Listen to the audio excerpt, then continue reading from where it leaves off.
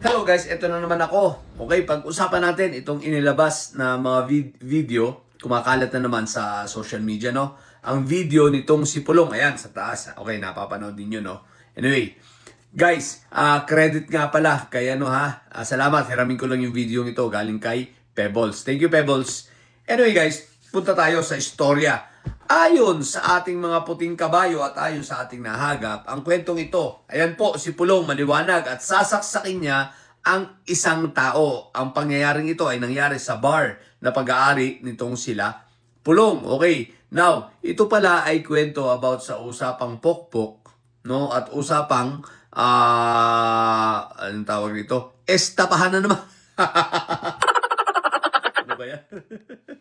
So, estapahan sa pera. Mukhang itong lalaking ito, siya po ay bugaw, okay?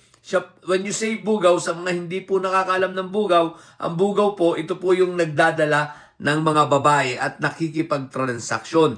So, sila yung nagbebenta. Sila yung nagbebenta, no, ng mga babae. So, most likely, hindi ko alam kung ano talaga ang pinagmulan. So, malamang-lamang, syempre, bugaw yung lalaki, ibig sabihin, may binubugaw. Ang tanong, kung kanino binubugaw. Yun ang magandang tanong. Pero malamang-lamang, alam na this. Pero guys, ito ang nakakatakot. Ayan, sa mga taga Davao, First Congressman, First District, ayan maliwanag.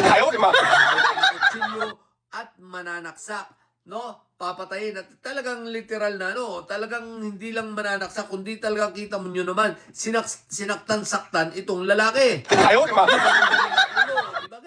Ganyan kabarumbado ang mga Duterte na walang hiya sapagkat sila ay nasa posisyon. Pero kung wala na yan sa posisyon, ewan ko lang kung makapag-ganyan-ganyan pa yan. Di ba ka? So ito magising na kayo. Alam nyo na mga taga Davao. Kayo kaysa dito. Lahat ng mga Duterte, tanggalin nyo na dyan sa Davao. Walang hiya, korap at magnanakaw. So,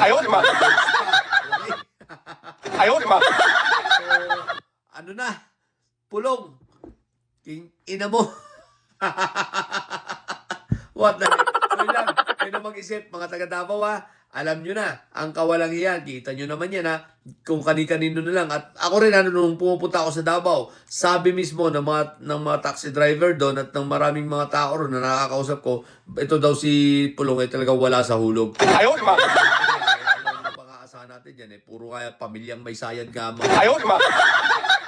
So lang sa mga bubundidilis at may sayad dyan manatili kayo may sayad, king ina nyo. At sapagkat ang may sayad ay laging high blood. Bye.